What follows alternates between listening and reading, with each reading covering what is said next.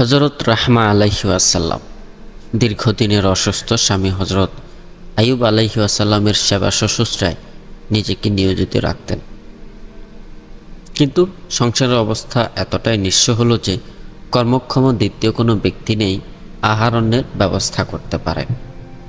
পরবর্তীতে হযরত রাহমা আলাইহি ওয়াসাল্লামই সংসারের দায়িত্ব তুলে নেন। একদিকে গৃহে অসুস্থ স্বামীর সেবা আর বাহিরে আহার অন্বেষণের খোঁজে কাজ করা। একদিন এক ব্যক্তি হযরত রাহমা আলাইহিস সালামকে শর্ত দিয়ে বলল সে খাবার দিবে যদি সে হযরত আইয়ুব আলাইহিস সালামের প্রতি নাফরমানিমূলক শব্দ উচ্চারণ করে।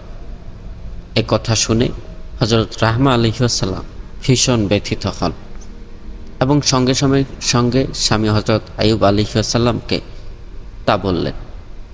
হযরত আইয়ুব আলাইহিস সালাম এ কথা শোনার পর এতটাই কষ্ট পেলেন যে তিনি প্রতিজ্ঞা করলেন যদি সুস্থ হন তবে স্ত্রীকে 100 বেত্রাঘাত করবেন, কারণ তিনি এমন কথার প্রস্তাব শুনেছিলেন। এই জন্য দীর্ঘ 18 বছরের দুরবস্থা অসুস্থতার এই কঠিন পরীক্ষা হযরত আইয়ুব আলাইহিস সালামের কঠিন ধৈর্য দেখে মহান আল্লাহ তাআলা একদিন তা অবসান ঘটালেন।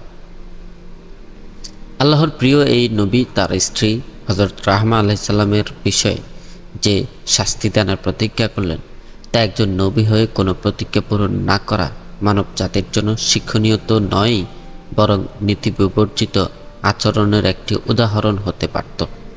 আবার দেখা গেল হযরত রাহমা আলাইহিস সালাম ছিলেন সতী সাধবী, স্রষ্টার প্রতি তার স্বামীর প্রতি চূড়ান্ত অবগত একজন নারী।